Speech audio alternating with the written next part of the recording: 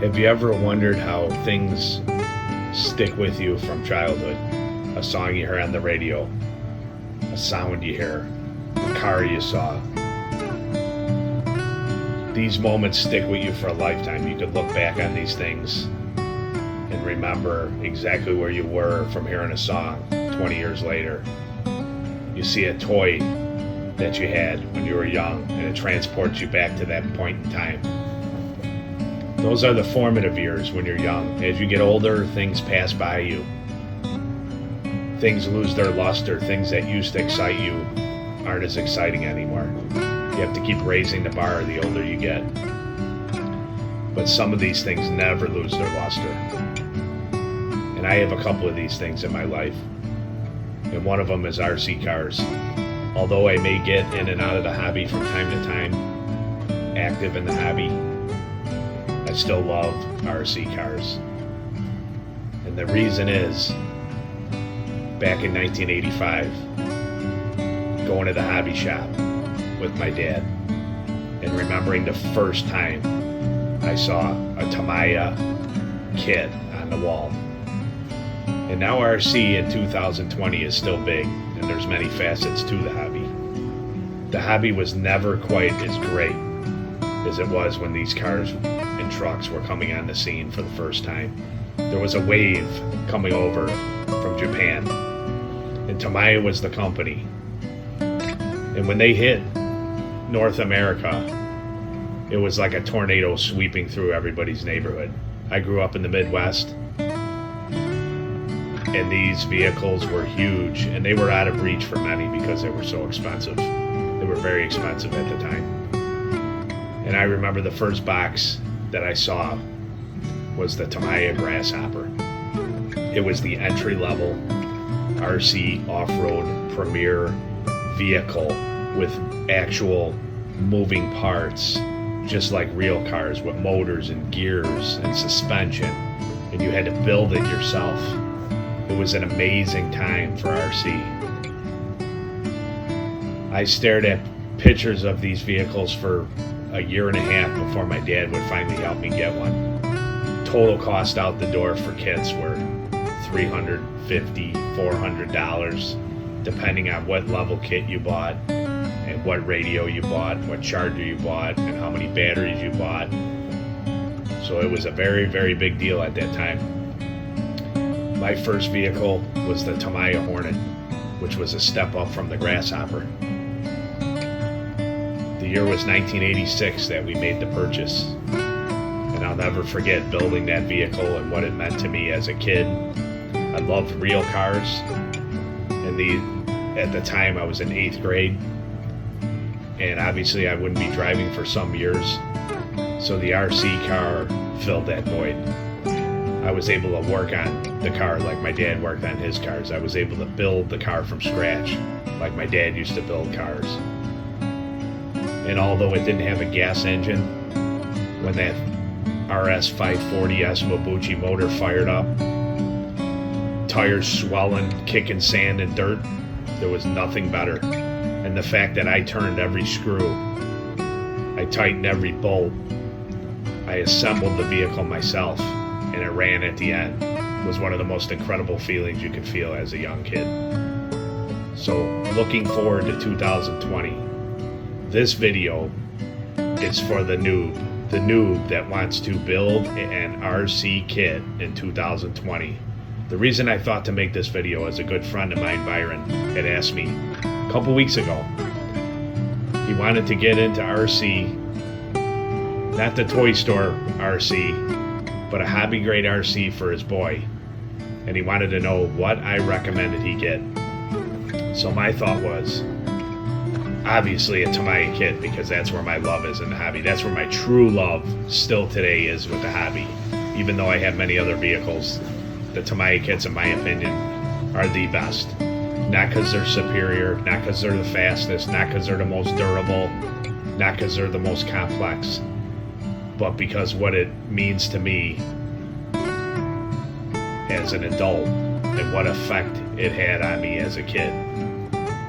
So today's video is going to be what to purchase for a first time RC kit buyer, and my recommendation is the Tamiya Lunchbox.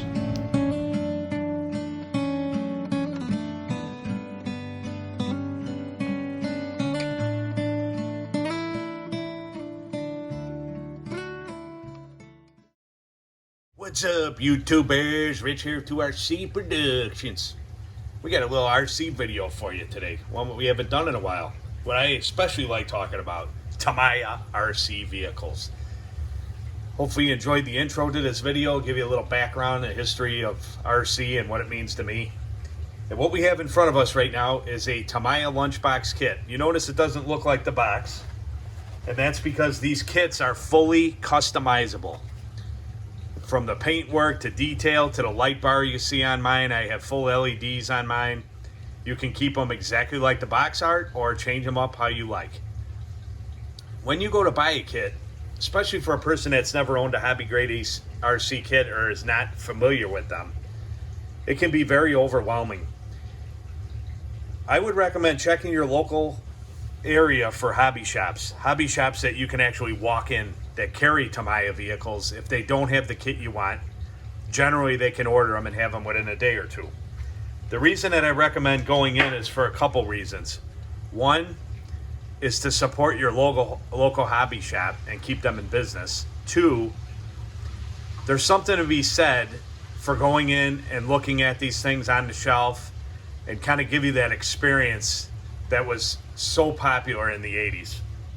And especially to like my friend Byron, who's going and trying to start something with his boy.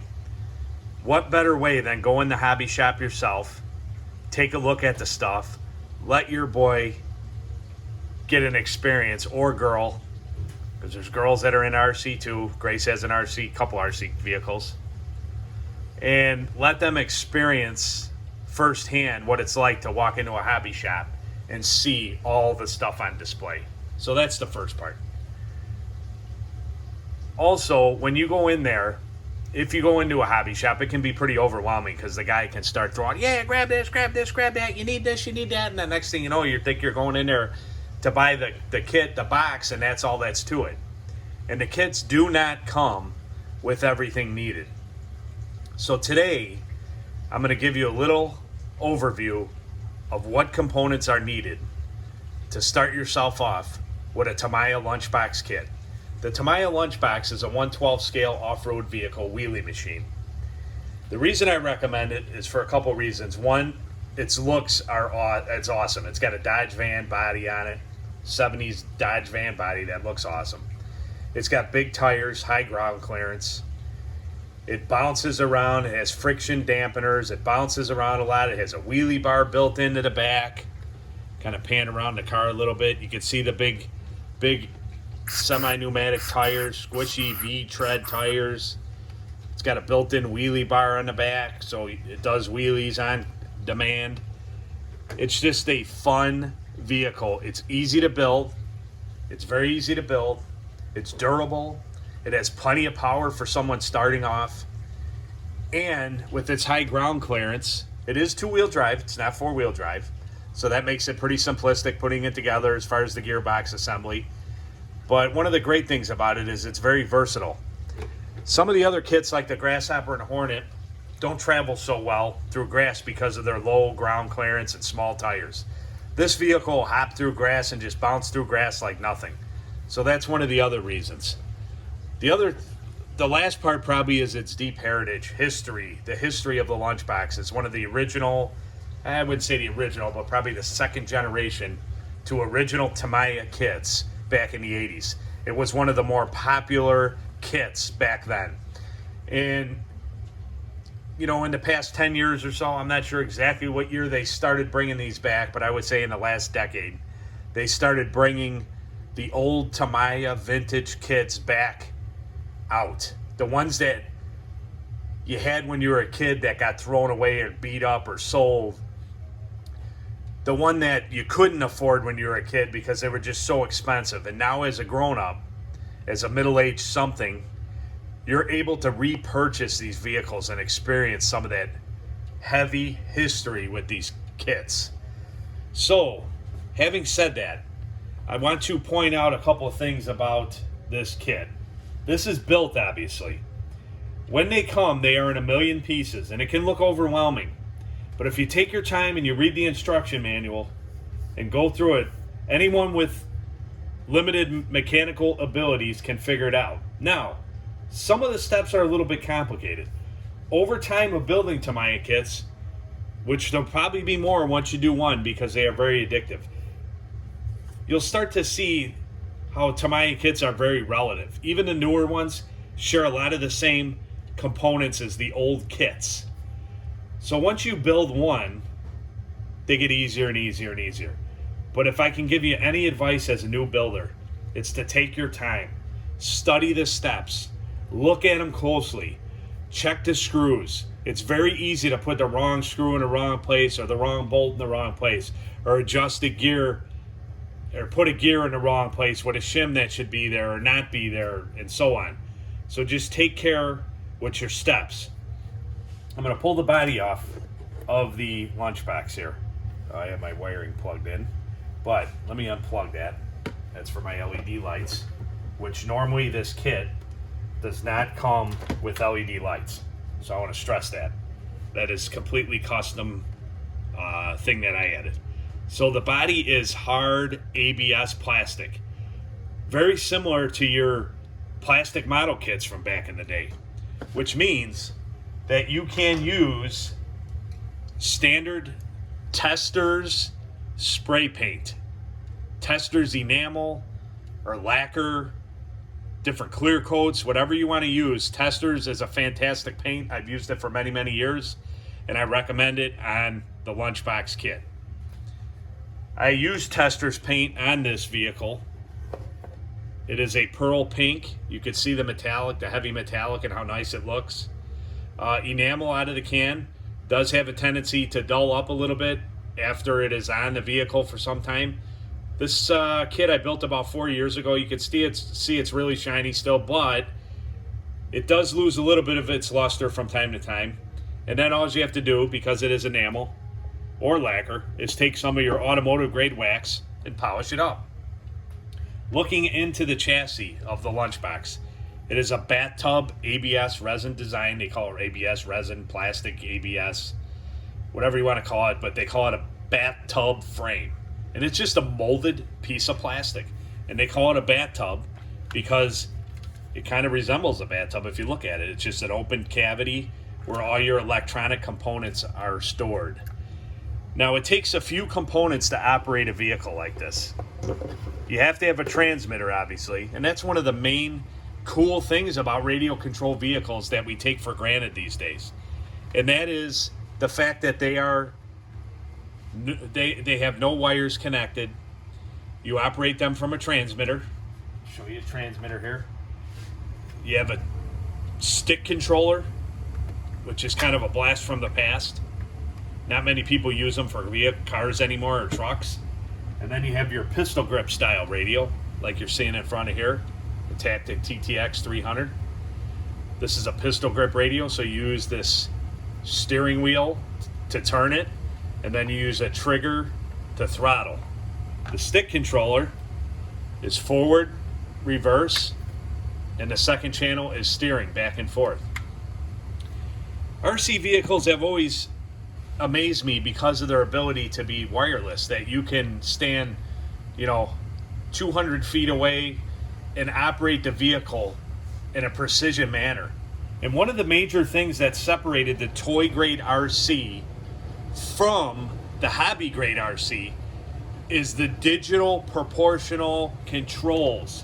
And for those of you that don't know what digital proportional controls are, is the fact that early toy grade RCs, when you hit the trigger, it would be full speed or nothing. When you went to turn it, it would turn and completely lock out right or left with no intermediate adjustment. So you would have to on and off like this in order to make a wide turn or a narrow turn. Digital proportional means that when you move the trigger ever so slightly, it moves that wheel ever so slightly. It holds it in that position. So it gives you a very precision control, and the same with the throttle.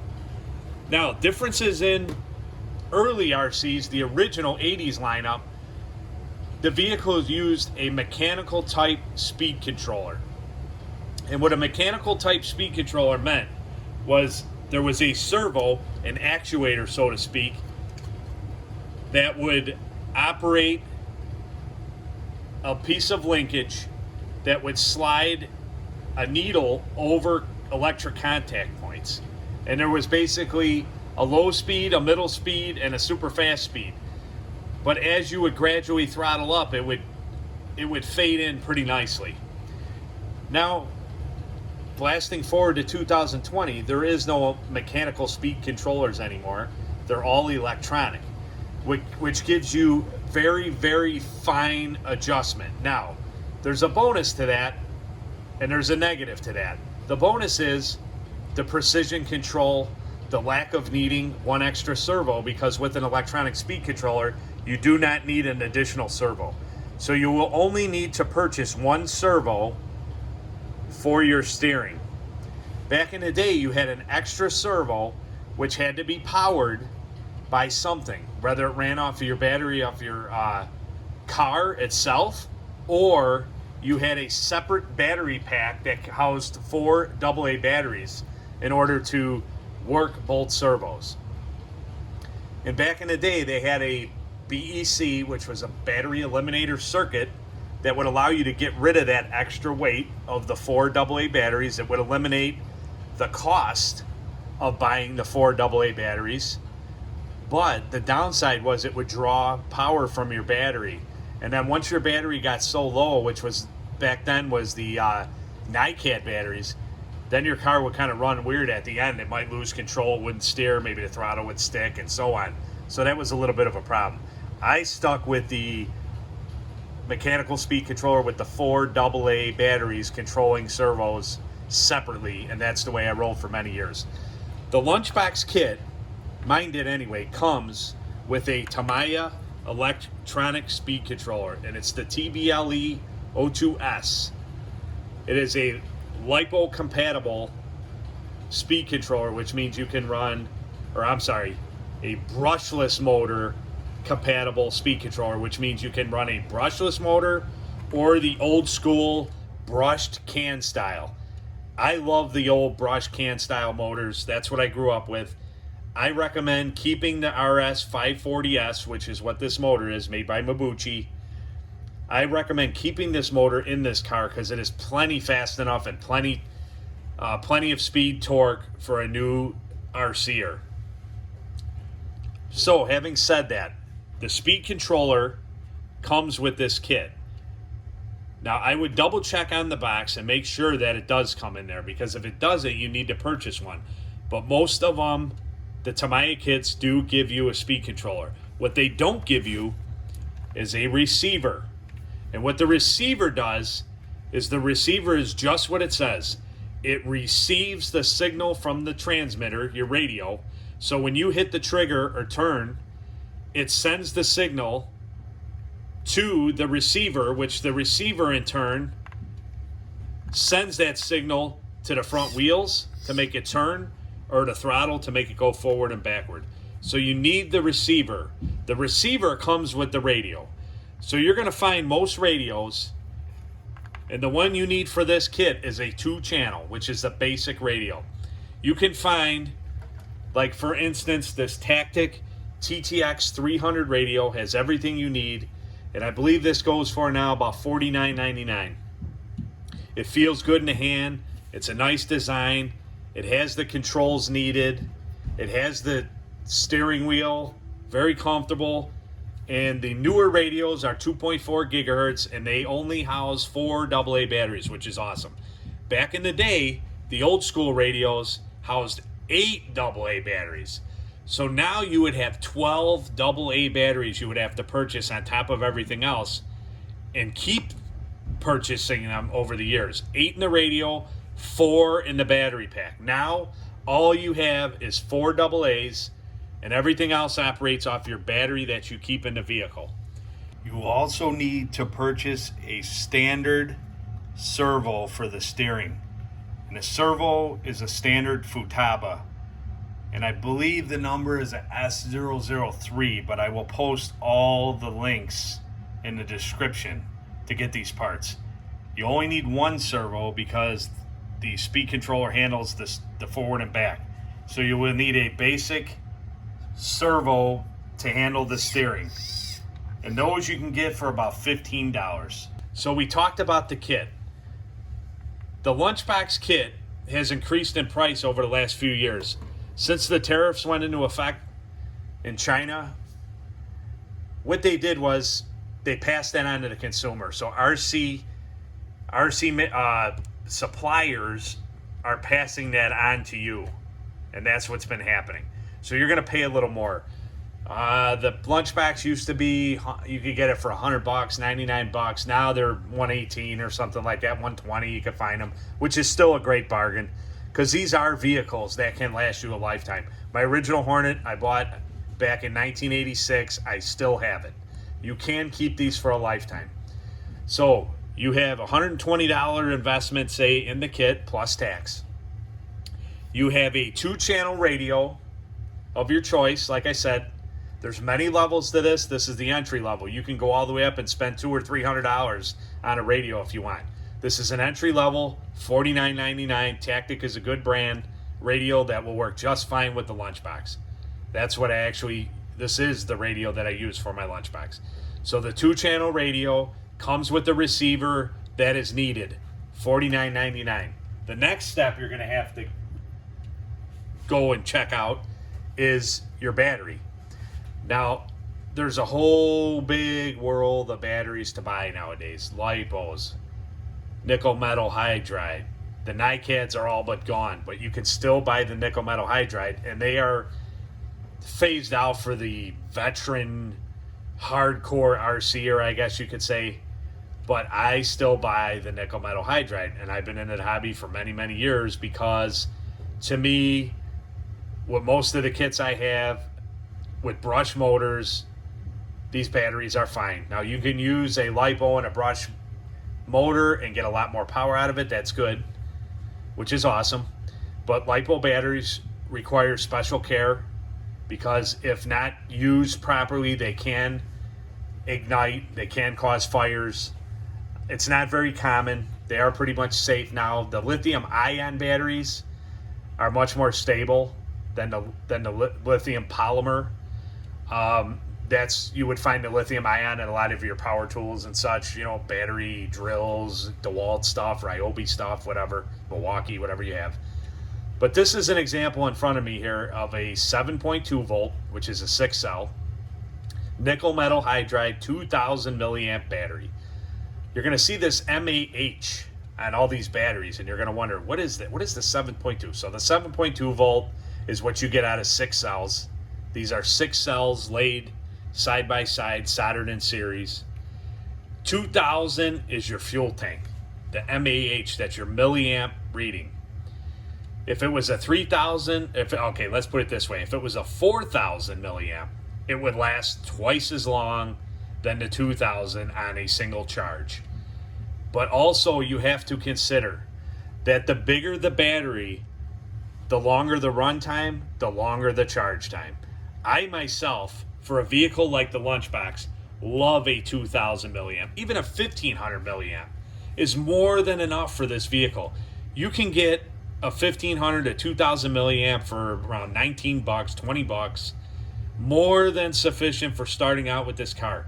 With the 2000 milliamp battery in this car, you probably get 40 minutes of runtime, maybe more. It's incredible. The Lunchbox actually gets very long run times out of a small battery. Back in the day, in the 80s, the largest battery that you could get was a 1200 milliamp, which was a Tamiya hard case hump pack, they called it. And we had multiple chargers. Run time was about 10 to 12 minutes, 15 minutes, depending on what you had, and charge time was 15 to 20 minutes. Now you run a 2 amp charge rate on a 2000 milliamp, and it might take half hour, 40 minutes to charge or something, 45 minutes, and then you might get a pretty much equal runtime on the Lunchbox.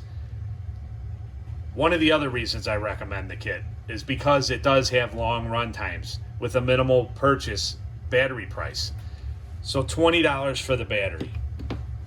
And the last and final thing you're going to have to purchase, and again, this is as basic as it gets right here, and these are getting harder and harder to come by because a lot of the chargers are LiPo compatible now. But you can find combination chargers for LiPo and nickel metal hydride and NiCad batteries where it will charge all. If you look at this charger, this is a Tower Hobbies brand charger. This charger this is a TOW PO160. Not even sure if Tower makes this still with their changes, but this is just for reference. Any charger that is a peak charger and peak nature, this one is for 4 to 8 cell NiCad and nickel metal hydride, which covers the battery I showed you, which is a 6 cell 7.2 volt with auto trickle. So this will peak the battery out, and when you leave it plugged in, it will keep it peaked. The problem with nickel metal hydride batteries is they lose their battery charge on the shelf. Lithium ion batteries, LiPo batteries, they hold their charge for months and months and months. They hold their charge. Nickel metal hydride have a memory effect where LiPos don't. Where if you charge this battery half charge, run it down, half charge, run it down, half charge, run it down, it will not allow you to get full charge out of the battery. So initially you have to be careful, and you have to make sure that you drain it down and you charge it fully. And then after that, before you run the vehicle, even if you ran it last week, you charged it and it sat on the shelf for a week, you put it back on the charger and you peak it out because it will lose sitting on the shelf. This charger is about a $24 charger when I bought it. You can find chargers between $20, $30, $40. They go all the way up in the hundreds depending on what you want to buy. But this is a great starter charger similar to this. Doesn't have to be the same type, but you're looking for a peak charger that will take care of NiCad or nickel metal hydride, or if you choose a LiPo, if your speed controller is compatible with LiPo. If you want to run a LiPo battery, your speed controller has to be compatible, otherwise you'll burn it out. So I recommend keeping it simple. You can always upgrade later. So $25 charger. So you're looking at $25 for the charger, $20 for the battery, $50 for the radio and receiver, and $120 for the kit. And if the kit does not come with the speed controller, you're looking at an additional $30 to $40 for a basic one. But most come with that, so I don't think that's an issue. You will need paint. You will need other items to build it. Hand tools, screwdrivers, small wrenches, scissors to cut, parts that you need or cut decals out. But it's all basic stuff that most people in a normal household will have. WD-40. The kits come with assembly grease. They come with oil if you have oil-filled shocks for the shocks. The beauty of the Lunchbox is, some may not say that's a beautiful thing. They may say they like oil-filled shocks. I myself love the friction dampeners because they are very basic. All you have is a shaft that moves up and down with a coil spring. I modified this kit some, and I put rubber isolators on there because you get some slamming and stuff like that. And I modified my kits, all of them a little bit to my liking, to correct some of the issues that they may have from the factory. But other than that, aside of the LEDs and my little shock modification that I did there, this is exactly the way the kit comes from the factory. Aside of the chrome wheels, I had changed these wheels out with my Unimog. The Lunchbox comes with painted yellow wheels, and you can paint them a different color if you choose. So hopefully I answered all of your basic questions to buying your first kit, and the recommendation, the Tamiya Lunchbox kit. Classic, vintage, awesome RC stuff. If you guys have any further questions, any advice on purchasing or getting into the build, something you get stuck on, you need additional help, don't hesitate to comment in the comment section. I would be glad to answer any questions. Our channel covers a pretty wide range of stuff. We do a lot of unboxing, reviews, new products. We do car stuff, car repairs, car shows, RC videos. Although I don't have a lot of current RC videos, we have a ton of RC videos in the file. So if you're looking at RC and you stumbled across this video and you're looking for more RC videos from 2RC Productions, look back in the video file. We started this channel in 2014, so there's a lot of material there. So I want to thank everybody who's come aboard recently. I want to thank all our subscribers that continue to watch our stuff over the years. I appreciate you standing by. Please hit the thumbs up and sub if you like what you saw. Until next time, Rich from 2RC Productions here, signing out. Thanks for watching. Be safe and God bless everyone.